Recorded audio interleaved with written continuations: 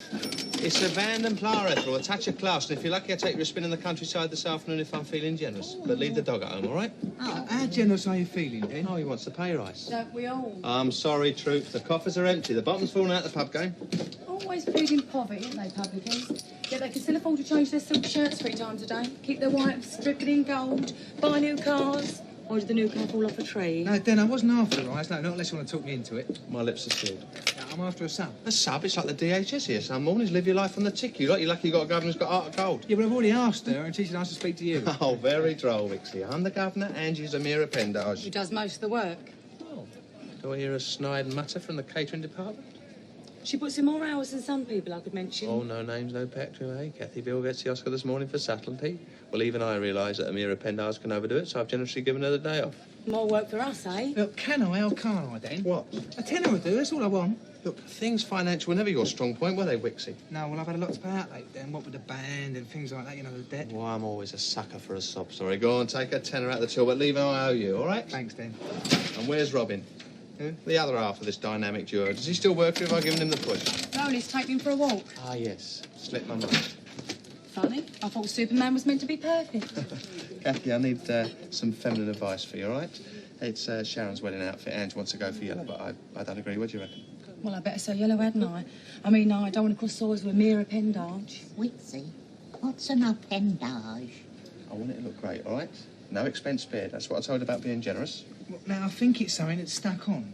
Like something on the side, eh? Yeah, something like that, Ethel. Ah. Yeah. She's got to look $1 million, so yellow it is. All right, now, troops, jump to it. On the double. Lift right there. Can I have one of your delicious ham rolls, please? Oh, right.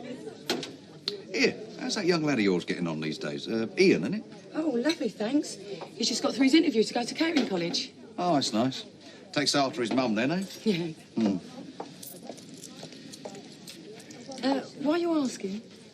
Well, just being your friendly neighbourhood copper, that's all. He used to hang around with that Nick Cotton, though, didn't he? No, he didn't. He was still playing with train sets when that creep was on the rampage. Yeah, but you know how it is these days, eh? One minute they're on school milk, the next minute they're sniffing cocaine, eh? The only coke my ear sniffs is out of a bottle. And you don't sound much like a friendly copper to me. All right, well, don't get your knickers in a twist, eh? My son won't cause you any problems. Don't worry about that. He ain't the type. That's just it. None of them are the type, are they? And it's usually the parents who last to know. If my son was on drugs, I'd know all about it, all right? You don't have to worry yourself. Now, if you don't mind, I'm busy. There you are, lad. There you are. Hello, love. Oh, in the nick of time. Here is all yours. Give us a chance to get me cardio. No fear of getting anything to eat round here, is there? It's in the oven, shepherd's pie. Can't you smell it? Oh, yeah. Okay. Just pop back to the curling top. Oh, cheers. Oh, your hair looks lovely, Paul. Thanks. When you two finish turning the living room into a beauty parlour, may I ask why I'm looking after 3 babies tonight? Because no one does it better than you, Arthur. Very fun. Do you know, Kath, if I didn't have such a kind, considerate husband, I'd be living the life of an hermit. An hermit? You're never at home. I suppose you're going to your classes again. Yes. And to show you how much I appreciate you, I'm going to make us all a nice cup of tea. What's going on, Kath? What's got into her? She just needs another interest outside the family, that's all. You shouldn't depress yourself over it, Arthur. You should encourage her. Encourage her to leave me holding the baby? All 3 of them? Well, you won't be sorry. It'll make her an even nicer person to live with. You just see. Anyway, it's probably just a passing phase. Well, I hope so. What's it going to be next? Train spotting? Oh, I don't think so. I mean, engine drivers ain't in the same league as good-looking art teachers, are they? Sharon, you got a minute? Yeah. I just wanted to have a quick word with you, darling, away from your dad. Look, I know it's none of my business, but your mum said he wants to buy your bridesmaid dress. We did mention it, yeah.